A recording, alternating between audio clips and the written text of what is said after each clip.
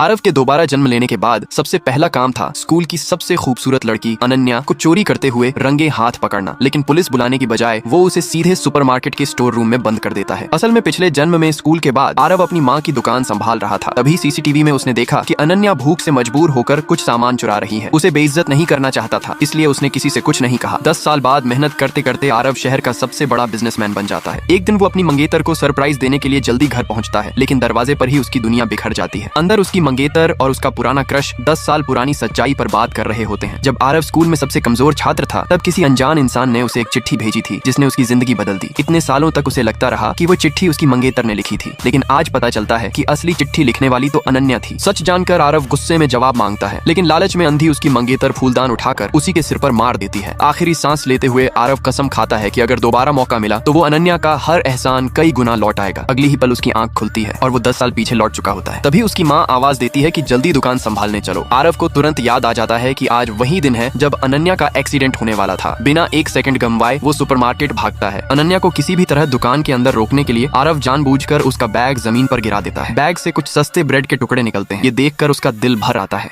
जो लड़की स्कूल में हमेशा रॉयल और शांत दिखती थी, वो असल में इतनी मुश्किलों से गुजर रही थी। आरव तुरंत उसके लिए 1 कप नूडल्स बनाता है और चोरी की बात छिपाने की शर्त पर उसे पूरा खाने के लिए कहता है। खाना खत्म होने पर अनन्या शर्माते हुए एक उधार की पर्ची लिख देती है। जैसे ही आरव उसकी लिखावट देखता है, उसकी आंखें नम हो जाती हैं। यही तो वही हैंडराइटिंग थी जिसने पिछले जन्म में उसकी जिंदगी बदल दी थी। उसे अपनी सबसे बड़ी गलती समझ आ जाती है कि इतने साल उसने गलत इंसान पर भरोसा किया। इसके बाद वो अनन्या को नया स्कूल बैग दिलाता है और उसमें किताबें व पढ़ाई का पूरा सामान भर देता है। अनन्या समझ ही नहीं पाती कि उसका शुक्रिया कैसे अदा करे। तभी वहाँ आरव की चालाक गर्लफ्रेंड अपने पुराने क्रश के साथ पहुंच जाती है। सालों से वो आरव को अपना दीवाना समझकर उसकी दुकान से फ्री में सामान उठाती रहती थी। उसके दोस्त भी सुपरमार्केट को अपनी मुफ्त की कैंटीन बना चुके थे, लेकिन इस बार कहानी बदल चुकी थी। पार्ट 2 के लिए लाइक सब्सक्राइब करें।